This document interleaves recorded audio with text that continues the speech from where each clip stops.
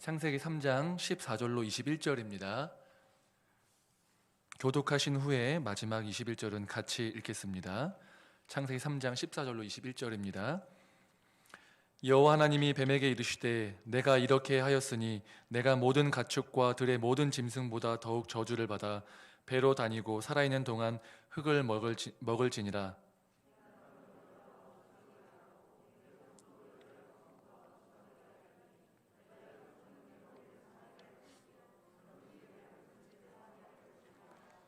또 여자에게 이르시되 내가 내게 임신하는 고통을 크게 더하리니 내가 수고하고 자식을 낳을 것이며 너는 남편을 원하고 남편은 너를 다스릴 것이니라 하시고,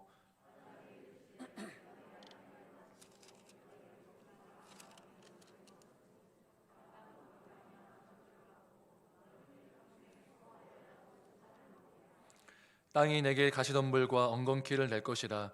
내가 먹을 것은 밭의 채소인즉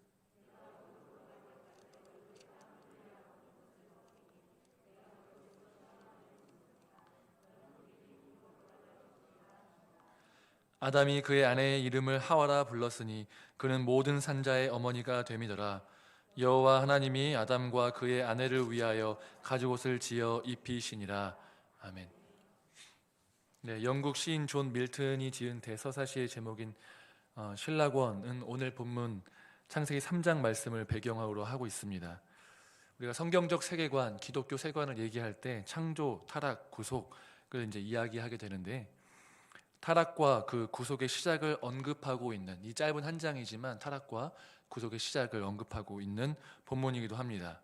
또한 지금 이 땅에 살아가고 있는 내가, 또 우리가 처한 상황에 대해서 왜 이렇게 되었는가에 대한 이해를 얻을 수 있는 본문이기도 합니다. 창세기 처음을 보면 인간은 온전한 존재로 하나님의 형상을 따라 지음을 받았다고 기록되어 있습니다. 그런데 지금 나의 모습을 보면, 혹은 다른 사람의 모습을 보게 되면 하나님의 형상, 또 온전한 모습과는 좀 거리가 멀어 보이는 그런 모습을 우리가 보게 됩니다. 하나님께서 인간을 당신의 형상으로 만드셨고 온전한 존재로 지으셨는데, 지금 그렇지 않는 것만 같은 이 느낌은 단순히 느낌인지 아니면 아담에 대한 환상이 때문에 나를 너무 평가절하하는 것인지 고민하게 됩니다. 하지만 그렇지 않습니다. 하나님이 심혈을 기울여 사랑을 담아 만드신 인간이 이렇게 타락하고 망가지고 인간답지 않은 이유는 바로 오늘의 말씀 제목처럼 낙원을 잃어버리게 되었기 때문에 그렇습니다. 사단은 어떻게 유혹할까요? 사단은 우리를 유혹할 때 대놓고 유혹하지 않습니다. 이런 점을 잘 알고 있던 C.S. 루이스도 스크루테이프의 편지라는 그 책에서 사단은 지혜롭게 우리에게 반대로 오는 것이 아니라 은근히 유혹하여서 우리의 마음속에 있는 하나님을 향한 마음들을 왜곡시키고 또 하나님의 말씀을 왜곡시킴을 통하여서 우리가 타락하게끔 한다고 이야기합니다. 사단은 우리에게 다가올 때 무서운 모습으로, 또한 하나님을 대적하라고 거친 언행으로 다가오지 않습니다. 하나님을 따라라, 말씀을 읽어라 하지만 나중에, 기도해라 하지만 나중에, 다른 것들이 더 중요하게 여겨지게끔 하면서 하나님과의 관계가 조금씩 내가 모르는 사이에, 내가 미처 모르는 사이에 조금씩 멀어지게 만드는 것이 바로 사단의 전략입니다. 오늘 말씀에서도 뱀이 아담과 하와에게 다가와서 유혹을 하는 방법은 하나님의 말씀을 왜곡해 하는 것입니다. 하나님 참으로 너희에게 동산 모든 나무의 열매를 먹지 말라 하시더냐? 하나님은 이렇게 말씀하신 적이 없으십니다. 하나님은 이렇게 말씀하셨습니다. 동산 각종 나무의 열매는 내가 임의로 먹되 선악을 알게 하는 나무의 열매는 먹지 말라. 내가 먹는 날에는 반드시 죽으리라. 하지만 뱀은 이러한 하나님의 말씀을 교묘하게 바꾼 것이죠. 다 먹되 선악을 알게 하는 나무의 열매만 먹지 마라 했던 것을 모든 나무를 다 먹지 말라고 했느냐? 라고 하면서 왜곡을 시킵니다. 여자가 대답하죠. 동산 나무의 열매를 우리가 먹을 수 있으나 동산 중앙에 있는 나무의 열매는 하나님의 말씀에 너희는 먹지도 말고 만지지도 말라. 너희가 죽을까 하노라 하셨느니라. 이렇듯 뱀은 교묘하게 우리에게 주신 하나님의 말씀을 왜곡시키고, 그런 왜곡이 우리 안에 들어왔을 때 우리 안에 있는 말씀이 왜곡되어서 하나님은 만지지 말라, 먹지도 말라고 하신 것이 아니라 먹지 말라고 하신 것인데 우리 안에 조금씩 하나님의 말씀 왜곡하고 잘못 오해하게 된다는 것입니다. 이러한 뱀의 의도대로 하나님의 말씀이 왜곡되고 하나님께 순종하지 못한 결과로 인간은 범죄하고 낙원에서 쫓겨나게 되었습니다. 이렇게 뱀은 우리에게 다가와서 하나님의 말씀을 왜곡시키고 의심케 하고 그 의심이 확신이 되어서 우리가 하나님의 말씀에 순종하지 않아도 된다라는 결론에 이르게끔 하는 것입니다. 선악을 알게 하는 나무의 열매를 먹으면 하나님께서 반드시 죽으려고 말씀하셨는데 정말 죽을 것 같냐? 라고 물어봤을 때 이것이 과연 죽을까라는 의심으로 변하게 되고, 이 의심은 사단의 유혹에 의해서 죽지 않으리라는 확신으로, 잘못된 확신으로 변화되어서 하나님의 말씀에 불순종하게 되는 것입니다. 그렇다면 죄의 본질은 무엇일까 고민됩니다. 성경에서 말하는 죄, 원죄라고 불리는 이 죄는 세상에서 말하는 도둑질, 거짓말하는 정도의 그런 어떤 범죄 행위와는 다르다는 사실을 우리가 알고 있습니다. 기본적으로 선악을 알게 하는 나무의 열매를 먹는 행위는 하나님의 말씀에 불순종하는 행위입니다. 하나님이 모든 것들을 자유롭게 풀어주시고 단 한 가지 말씀을 넣어주신 것, 선악을 알게 하는 나무의 열매를 먹지 말라라고 함을 통하여서 하나님의 통치권을 우리에게 부여하신 그 말씀, 그것에 불순종하는 죄를 아담과 하와가 저지른 것입니다. 그리고 이 불순종은 단순히 그냥 먹고 싶어서 그냥 한번 어긴 것, 말 한번 안 들은 정도의 그런 정도의 죄가 아니라 하나님의 통치권에 대한 반란으로, 우리의 주권이 어디 있는가에 대한 질문에서 하나님이 아니다, 그 주권이 나에게 있다라는 잘못된 크나큰 범죄를 저지른 것입니다. 사람의 악한 본성이 하지 말라는 것을 더 하고 싶어하는 욕망이 있습니다. 신기한 게 하지 말라고 하면 더 하게 되죠. 그러니까 시험 기간이 되면 신문을 더 보게 되고 책을 더 읽게 되고, 그죠? 저희 집에 이제 애가 셋이 있는데 막내는 어차피 뭐 말을 못 알아듣으니까. 근데 두 녀석이 이제 6살, 5살인데 신기한 게 말을 너무 잘 알아듣는데 하지 말라고 하면 그거를 꼭 해요. 진짜 신기합니다. 다 키워보셔서 아시죠? 이제 어떤 행위를 하고 있어서 언니한테 물 뿌리지 마 이렇게 얘기하는데 그 말을 들으면서 계속 뿌리는 거예요. 분명히 하지 말라고 했는데 그 결과가 어떨지 뻔히 알고 있음에도 불구하고 불순종하는 거죠. 이것이 바로 인간의 악한 본성인데, 이것이 과연 우리 애들만 그런 것인가? 저의 삶을 돌아봤을 때 저도 엄청나게 하지 말라고 했던 것들은 더 하고 싶게 되고 오히려 그것을 더 어기고 싶은 마음이 우리 안에 있는 것을 보게 됩니다. 어쨌든 불순종이 죄인데 그 불순종하려는 우리의 내면에 있는 그 마음, 왜 그럴까? 왜 불순종하려는 걸까에 대한 마음을 우리는 조금 살펴볼 필요가 있습니다. 사람은 누구나 자유를 추구합니다. 자유, 마음대로 하는 것, 우리가 스스로 무엇을 할 수 있는 권리. 근데 나 스스로는 자유를 원한다라고 생각할 때의 자유는 원래의 그 자유의 의미는 어떤 규범과 틀 안에서 임의대로 정해진 규범 안에서 내가 하고 싶은 것들을 하는 것. 오늘 말씀에서 하나님께서 아담과 하와에게 다 먹어라, 이것만 빼고 라고 규범을 정해주신 그 규범 안에서 자유롭게 하는 것이 바로 자유입니다. 하지만 우리의 죄된 본성이 진짜 원하는 것은 자유가 아니라 자율입니다. 자율은 영어로 autonomy라고 하는데, 이 단어의 어원을 찾아가 보면 헬라어에서 나오는데 자기 자신을 가리키는 아우토와 법을 의미하는 노모스의 합성어로 되어 있습니다. 자기 자신에게 스스로 법을 부여한다, 혹은 자기 자신이 스스로 법이 된다. 자기 자신이 법을 규정해서 정해진 그 규범 안에서 행동하는 것이 아니라 그 규범을 내 마음대로 조정해서 임의대로 행동하는 것, 바로 이것을 자율이라고 얘기합니다.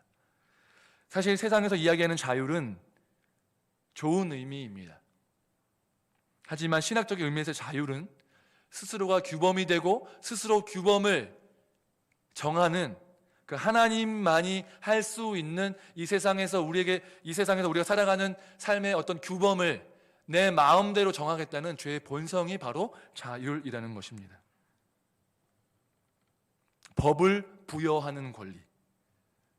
우리도 민주주의를 살아가면서 삼권 분립이 돼 있잖아요. 그래서 입법부가 있고 사법부가 있고 행정부가 있는데 아무나 입법을 하나요? 그렇지 않죠. 그 입법된 법을 나는 이 법이 정당치 않다고 생각해 하고서 막 어기면 그것은 지탄받을 일입니까? 아니면 자율적이다라고 칭찬받을 일입니까? 인간 사회조차도 정해진 규범, 우리가 합의하에 정해진 규범 안에서 자유를 누리는 것을 진짜 자유라고 얘기하죠. 그런데 세상에서도 하지 않는 법을 내 마음대로 정해서 규범을 내가 변화시켜서 내 마음대로 하려고 하는 그러한 잘못된 행위를 하나님과의 관계 속에서 내가 지금 하고 있는 것, 이것이 바로 성경에서 말하는 죄입니다.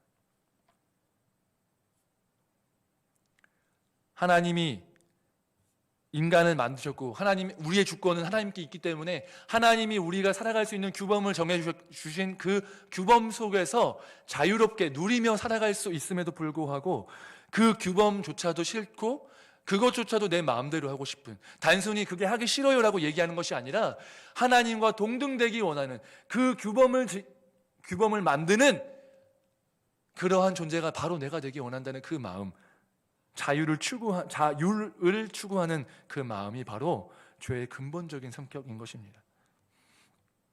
이렇게 아담과 하와가 하나님 앞에서 지었던 죄는 우리와 상관없는 이야기가 아닙니다.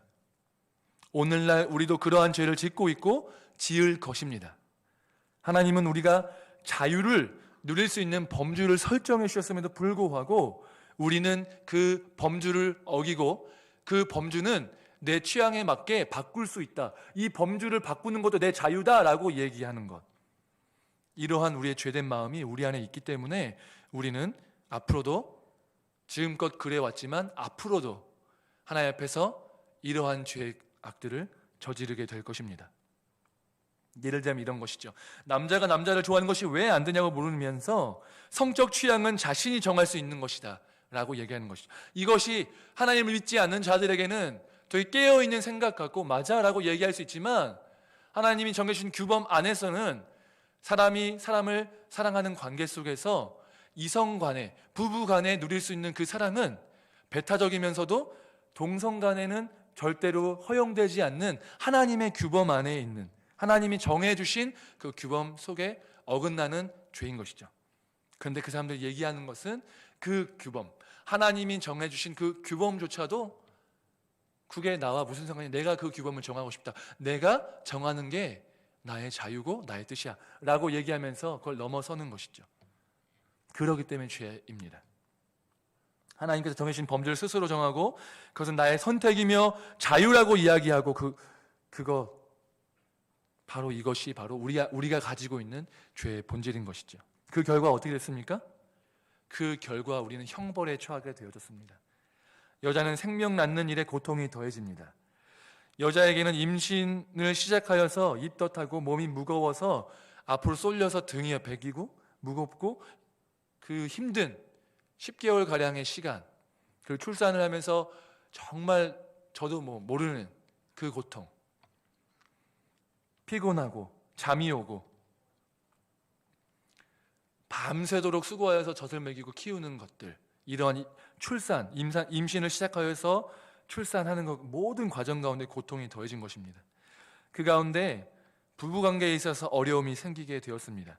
여기서 여자가 원한다, 여자는 너는 남편을 원하고 남편은 너를 다스릴 것이니라, 이것에 대한 해석은 너무 분분하고 쉽지 않습니다. 왜냐하면 목적어가 없기 때문이죠. 뭘 원하는가. 그렇기 때문에 해석이 어렵고 여러 학자들마다 다른 얘기가 있지만 한 가지 이렇게 해석해 볼 수 있는 부분이 있습니다. 뭐냐면 유대인들이 자주 쓰는 평행법이라는 것을 사용하는 것이죠. 무엇이냐면 여자는 원하고 남자는 다스릴 것이다. 이것이 단순히 여자는 원하고 남자는 다스리는 그런 것만을 이해하는 것이 아니라 남자나 여자나 서로가 서로를 다스리기를 원한다라는 의미로 이해할 수 있습니다. 이렇게 해석할 수 있고 다르게 해석할 수 있는 여지가 있는 것은 분명하지만, 분명한 것, 더 정확한 것은, 핵심은 무엇이냐면 부부관계 속에서 이러한 분쟁과 어려움들이 발생하게 되었다는 것이죠. 결과적으로 역사적으로 보면 육체적 힘이 강한, 그리고 여자들은 출산이 있기 때문에 사회적 생활을 하기 어려운 상황 속에서 아무래도 여러 가지 조건, 육체적으로나 경제적으로나 좀 어떤 우선권을 가질 수 있는 남자가 가정 속에서 많은 주도권을 가지고 있었던 것은 역사적으로는 사실이긴 하지만, 어쨌든 지금까지도 서로가 서로를 다스리려고 하는 마음이 우리 안에 있고, 세상 사람들은 그런 초장에 잡아야 돼 이런 말을 하면서 주도권을 잡으려는 시도가 죄된 인간들 가정 가운데, 가장 사랑한다고 얘기하는 사람들 사이에서도 그런 주도권 전쟁이 있다는 사실을 우리는 기억해야 합니다. 이것이 인간이 가진, 죄된 인간, 타락한 인간이 가지는 비참한 현실인 것입니다. 남자는 어떻습니까? 땅이 인간으로 인해서 저주를 받아서 남자는 그 평생에 수고해야지 그 소산을 먹을 수 있게 되었습니다. 원래 노동은 기본적으로 존재했습니다. 일 자체는 형벌이 아닙니다. 하나님께서 타락하기 전에도 하나님이 아담에게 경작하도록 말씀하셨습니다. 노동이 문제가 아닙니다. 노동은 하나님이 우리에게 부여해 주신 것입니다. 하지만 그 형벌은 경작하고 수고하는 일에 수반되는 곤경과 좌절입니다. 남자가 땅을 경작할 때 여러 가지 그 경작을 방해하는 수많은 것들, 수고한 만큼 마땅히 결과를 얻을 수 있어야 되는데 그렇지 않을 수 있는 수많은 방해들이 죄된 우리의 인생 가운데 들어오게 되었다는 것이죠. 그럼 농사 짓는 사람만 해당되나요? 그렇지 않죠. 남자에게 그가 받은 형벌은 스스로 꾸려나가지 않으면 안 되는 생활고와 떠들리는 생계에 있는 것입니다. 여자의 형벌이 아내와 어머니로서 그녀의 존재의 가장 깊은 뿌리에 근거한다면, 남자의 형벌은 그의 생에 가장 깊숙한 근원, 그의 노동, 그의 활동, 음식을 공급하는 것, 생계를 꾸리는 것에 근거하는 것을 우리는 볼 수 있습니다. 사람은 범죄함으로 인해서 가정생활 속에서 중요한 생명을 잉태하는 일과 가정을 꾸려나가는 일에 있어서 고통과 곤경이 수반되는 형벌을 받았습니다. 이것은 바로 우리의 죄악 때문에 낙원을 잃어버리고 죄의 형벌로 주어진 것입니다. 이러한 형벌은 지금도 우리의 삶을 올가매고 있음을, 우리는 이 형벌로 말미암아 지금 이 시대 가운데서 비참한 인생을 살고 있다는 사실을 기억해야 합니다. 1997년 제가 아직 어렸을 때 우리나라 역사상 유례가 없는 경제적 공황 가운데 들어갔습니다. 일명 IMF라고 불리는 그 시대 가운데 수많은 자영업자들이 문을 닫게 되었고, 또 수많은 기업들, 절대 대기업은 망하지 않을 거라는 불패 신화 가운데 있었던 그 수많은 기업들이 다 문을 닫고 구조조정을 하고, 모든 정규직들이 다 계약직이나 아니면 쉽게 고용을 해지하고 자를 수 있는 그런 분위기로 바뀌게 되는, 그러한 정말 우리나라 역사상 가장 중요한, 좋지 않은 쪽으로 중요한 한 역사가 있었습니다.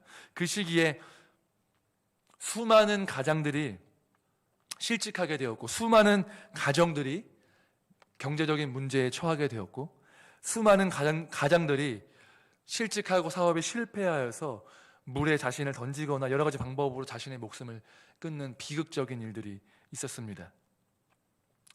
우리의 죄로 말미암아 우리가 스스로 자초한 형벌은 이처럼 우리가 삶을 영위하는 데 있어서 가장 중요한 이런 삶을 영위하는 문제, 경제적인 문제와 관련이 있는 것입니다. 이뿐입니까? 사람이 사람을 괴롭게 하고 죽이고 서로가 서로를 착취하는 것, 이것도 죄로 인한 문제입니다. 가난의 문제 마찬가지입니다. 빈곤의 문제, 고통의 문제, 수많은 이 땅 가운데서 벌어지는 모든 것들이 죄의 형벌로부터 기인한 것들임을 우리는 기억해야 합니다. 질병도 범죄도 그로 인한 고통도 관계의 문제도 우리의 죄악 때문에 자초한 일입니다. 하나님 앞에서 범죄하고 스스로 율법에 대해 내가 범주를 정하려고 하는 교만한 마음 때문에 우리는 낙원을 잃게 되었고 고통 가운데 내던져지게 된 것입니다. 하지만 이러한 모든 고통들보다, 모든 것들보다, 지금 나열한 수많은 것들보다 우리에게 주어진 가장 큰 형벌은 창조주 하나님, 아버지 되신 하나님을 잃어버리고 이 땅 가운데 고아처럼 나의 생계를 내가 스스로 개척해야만 되고 누구 하나 의지할 것 없이 살아가고 있는 이 인생, 창조주 하나님과 끊어진 관계가 어떠한 비참한 현실보다도 가장 비참한 현실인 것을 우리는 깨달아야 합니다. 우리에게 당한 가장 큰 비참은 바로 창조주 하나님을 잃어버린 것입니다. 우리의 근본적인 비참함을 다른 곳에서 찾고 그렇게 하시면 안 됩니다. 창조주 하나님과의 관계가 끊어진 것이 우리가 당하고 있는 죄의 비참 중에서 가장 큰 비참함임을 기억하시기 바랍니다. 우리의 범죄함으로 낙원을 잃어버리고 하나님과의 관계가 끊어졌으며 형벌과 고통 가운데 처하게 되었는데 화해의 손은 하나님께서 먼저 내미셨습니다. 우리가 배신했는데 그 대가를 우리가 치러야 되는데 하나님께서 대가를 치르시고 그 화해의 손길을 먼저 내미셨습니다. 그리고 우리가 고통당하기를 기다려서 우리가 많은 고통 가운데 괴로워하고 그 시간을 지나고 나서야 그제서야 하나님께서 손을 내미신 것이 아니라 범죄하고 형벌을 내리기 전에 먼저 화해의 손길을 내미셨습니다. 15절은 다음과 같이 기록하고 있습니다. 내가 너로 여자와 원수가 되게 하고 내 후손도 여자의 후손과 원수가 되게 하리니 여자의 후손은 내 머리를 상하게 할 것이요 너는 그의 발꿈치를 상하게 할 것이니라 하시고, 이것은 뱀에게 하는 형벌입니다. 뱀에게 하는 형벌인데 이것을 잘 돌아보게 되면 사단과 우리가 원수가 되게 하여서 우리로 하여금 우리와 하나님이 원수된 관계 속에서 다시 한번 회복해 되어서 우리가 하나님 편으로 되게 하시겠다는 하나님의 회복의 약속의 말씀인 것입니다. 이 약속을 하나님께서 성취하셔서 2000년 전에 예수 그리스도가 이 땅 가운데 오셨고 십자가에 달려서 죽으셨고 부활케 되셔서 하나님은 우리의 모든 죄악들을 없게 하셨고 우리를 다시 하나님의 자녀로 삼아주셨으며 우리로 하여금 구원을 얻도록 허락하신 것입니다. 이러한 회복의 약속은 우리가 범죄하여서 우리에게 죄를 물으시고 뱀부터 그 형벌을 선포하시면서 동시에 우리에게 약속하신 것입니다. 하나님은 아무런 지체 없이 아무런 기다림 없이 구원의 약속을 선포하셨습니다.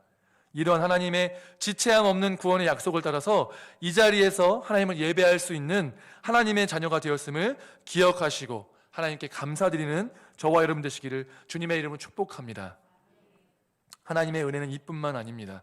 하나님은 아담과 하와를 에덴에서 내쫓으시면서 그들에게 가죽옷을 지어 입히셨습니다. 어떤 상황 속에서 누군가에게 옷을 입히는 것은 임관 행위를 의미하기도 합니다. 왕들이나 제사장들은 그들의 취임식 때 그에 걸맞는 의복을 하나님께서 지어서 입혀주셨습니다.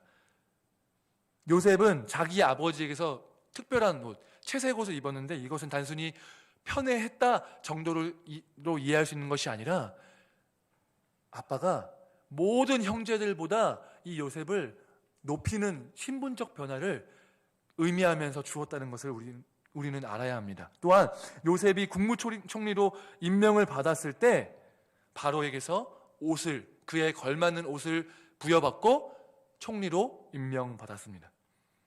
이렇게 옷을 지어서 입혀주는 것은 신분의 상승, 어떤 신분의 변화에 따른 그에 걸맞는 의복을 너는 이제부터 이러한 존재라고 임명해주는 것으로 우리는 이해할 수 있습니다. 하지만 아담과 하와는 지금 어떠한 신분의 변화가 있지만 높아지는 것이 아니라 에덴의 상속자로 아니면 청지기로 있다가 지금 에덴에서 쫓겨나는 상황 속에서 하나님이 신분이 낮아질 상황 속에 처했는데 이런 상황 속에서 하나님께서 가죽옷을 지어 입히셨다는 것은 그들이 벌거벗음을 깨닫고 자신들의 수치를 궁여지책으로 무화과 나무 잎을 엮어서 임시 방편으로 가린 것을 오히려 온전케 하셔서 그들의 수치를 가려주시는 하나님의 은혜의 행임을 기억해야 합니다. 또한 하나님께서 그들을 내보내는 상황 속에서 앞으로 그들이 훨씬 더 힘든 환경, 그전까지는 날씨도 또한 먹을 것을 구하는 것도 정말 완벽한 환경 속에 살았지만 앞으로는 여러 추위와 더위와 이런 어려운 상황 가운데 처하게 될 것이고 또한 먹을 것을 구하는데 경작을 하는데 수많은 공경이 따라올 것인데 그런 힘든 환경에 직면하게 될 것이 뻔히 보이기 때문에 그들을 사랑하고 그들을 자비롭게 여기고 긍휼히 여겨주셔서 그런 환경을 대비해서 옷을 준비해 주시며 그들에게 형벌을 주시면서도 진노 가운데서도 그들에게 베푸시는 하나님의 자비와 긍휼임을 우리는 기억해야 합니다. 아담과 하와는 실패했지만 하나님은 그들의 실패와 범죄함에도 불구하고 그들을 포기하지 않으셨습니다. 그들에게 자비와 긍휼을 보이셨습니다. 그들 스스로의 행위 때문에 드러난 수치심을 하나님은 온전하게 가리셨고 그들이 스스로 자초한 곤경과 어려움 가운데 그들이 잘 버틸 수 있도록 견뎌낼 수 있도록 가죽옷을 지어서 입히셨습니다. 한번 실패했다고 그들을 포기하거나 버리신 것이 아니라 하나님은 그들에게 회복과 구원을 약속하시고 자비와 긍휼을 베푸신 것입니다. 이러한 하나님의 자비와 긍휼 구원은 비단 아담과 하와에게만 적용되는 것이 아닙니다. 아담과 하와의 범죄는 단순히 그들만의 범죄가 아닙니다. 인류를 대표하는 우리 모두의 범죄인 것입니다.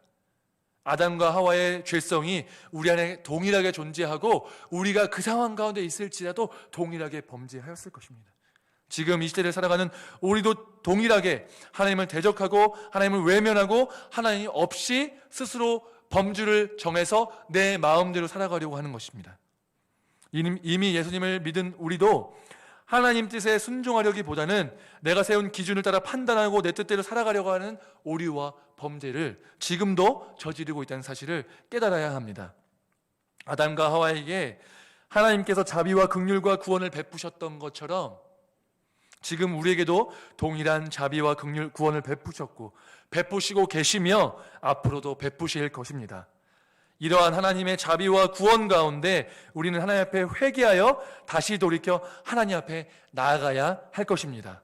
하나님이 자비와 긍휼을 베푸신다고 하나님은 용서하실 거야 라고 여기면서 회개하지 않고 지속적으로 죄를 저지른다면 그것은 하나님의 사랑과 은혜를 기만하는 행위이고 진짜 내가 회개하고 구원을 얻었는지 다시 한번 돌아봐야 할 것입니다. 하나님은 우리가 다시 하나님에게로 나아갈 수 있는 길을 열어주셨습니다. 하나님의 화의 손길을 따라서 하나님 앞에 나아가 자복하고 회개하여 하나님께서 우리에게 원하시는 하나님과 동행하는 삶을 살아가시는 저와 여러분 되시기를 주님의 이름으로 축복합니다. 하나님의 구원은 나의 노력이나 나의 자발적인 원함에 의해서 이루어지거나 성취되거나 완성되지 않았습니다. 우리 죄악에 대한 하나님의 구원은 하나님이 먼저 계획하시고 먼저 움직이시고 직접 대가를 치르셔서 이루신 하나님의 놀라운 역작임을 기억하시길 바랍니다. 우리가 할 수 있는 것은 이런 하나님의 구원에 반응하여서 그것을 믿음으로 받아들이고 하나님 앞에 나아가 죄를 자백하고 회개하고 예수님을 나의 구주로 고백하여서 하나님께로 돌아가는 일입니다. 날마다 나의 죄악을 깨달으며 나의 완악함을 인정하고 하나님의 은혜와 사랑을 묵상하여서 하나님의 구원을 찬양하고 나의 삶을 온전히 하나님께 드리는 저와 여러분 되시기를 주님의 이름으로 축복합니다. 기도하시겠습니다.